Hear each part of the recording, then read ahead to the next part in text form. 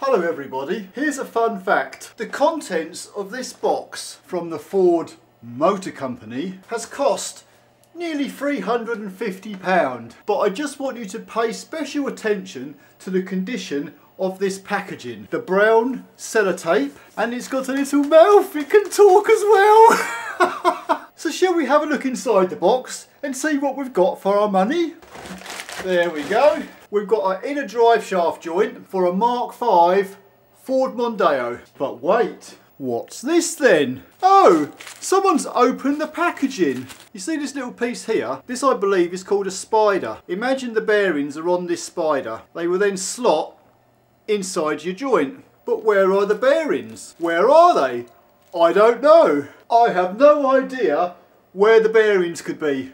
Do you know where the bearings could be? Well, without stating the friggin' obvious here, somebody's obviously nicked the goddamn bearings out of the box, and then the parts department have then sold me the rest of the contents. So now I've got a box full of a load of crap that I don't actually need, apart from the bearings which are missing. So I've now had to order another drive shaft overnight delivery. You'd think at the very least someone at a parts department would actually check what they're selling if the box has been tampered with. Anyway, here's the story. The boss of this company was actually driving this 65 plate Mk5 Mondeo from A to B. I don't know why he was driving the car, he just was. Yeah, this is the guy who pays us minions our wages, and every time he changed gear there was a clunk. He felt like there was something loose on the car. I mean, it's not like the actual regular driver of the car was going to hear anything wrong,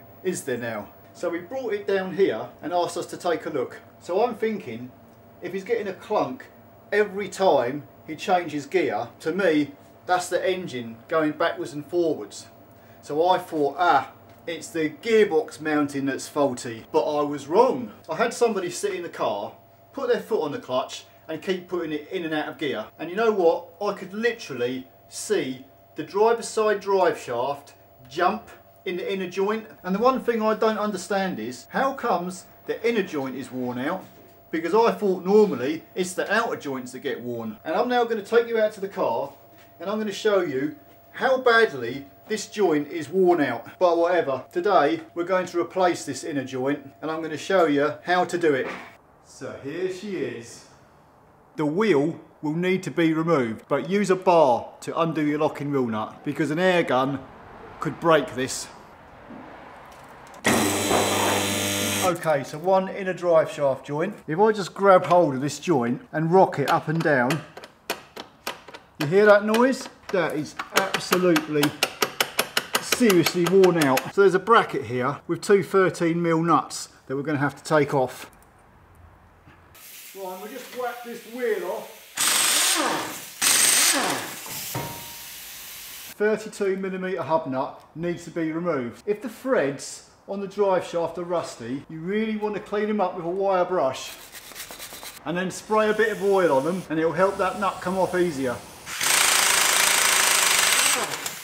Spraying a bit of freon oil onto the drive shaft splines where it goes through the hub could well help because they can get a little bit tight. 18mm bottom ball joint bolt. Give the exposed threads a clean up with a wire brush and spray some oil on the threads. You can hold the bolt, which is a 15mm spanner, and undo the nut, which is 18mm.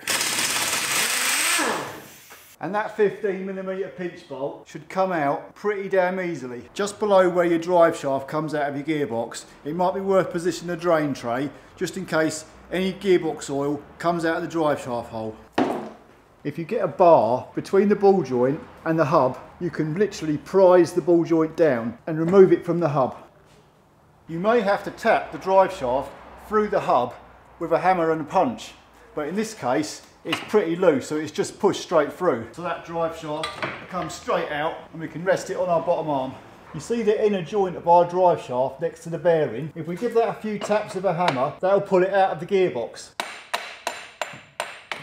And obviously now you can just lift the whole drive shaft out of the car. I'm pretty sure if you wanted to replace this outer joint, it will come with this entire shaft.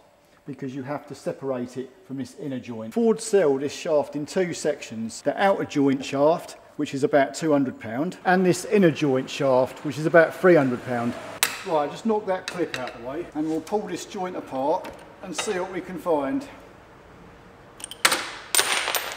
Okay, there's 3 of these bearings, and this one, there's actually no needle roller bearings. There should be a whole row of needle roller bearings around this piece here, and there's nothing left. Okay, and this one, I'll get it apart.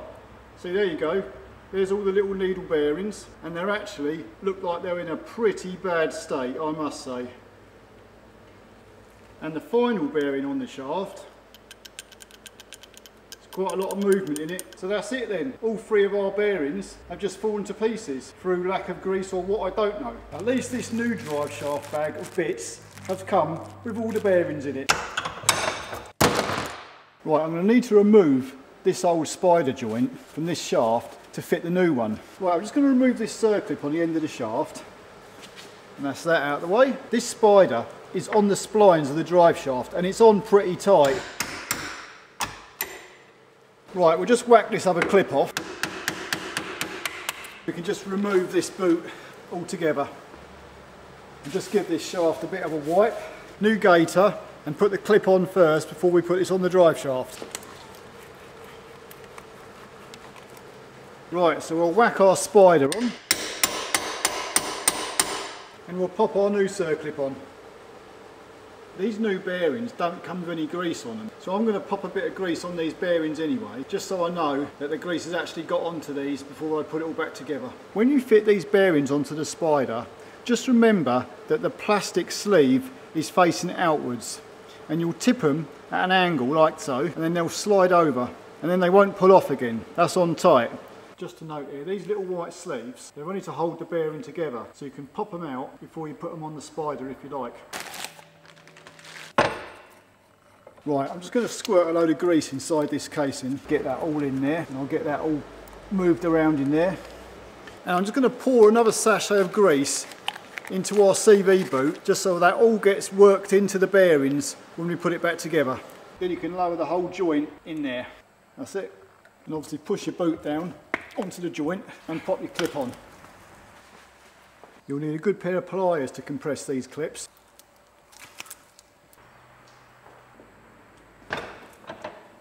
That's it, one rebuilt drive shaft, ready to be fitted. Just remember, when you put this shaft back into the gearbox, don't hit the oil seal, because if you damage it, it will leak. Okay everybody, that's it all back together now. I didn't show how it went back together because obviously it's just a repeat of taking it apart. But this is now about the 4th case where the inner CV joint has been knocked out. I don't know why. If I was to compare these Mk5 Mondeo drive shafts to the Mark IV Mondeos, not once that I can ever remember did I even have an inner CV joint get knocked out. So all I can really do is keep an eye out and see if any more go wrong. It's generally the outer CV joints that get knocked out, and they like click when you get in full lock. It's pretty unusual, especially on Mondeos for the inner joints. I'll tell you one thing that's actually not unusual. Ford obviously know how to charge for these drive shafts. Right then, well that's me done. Drive shafts back on, car can now go back on the road. It just costs £300 for half a drive shaft. So, until I find something else to bang on about, till the next time, see ya.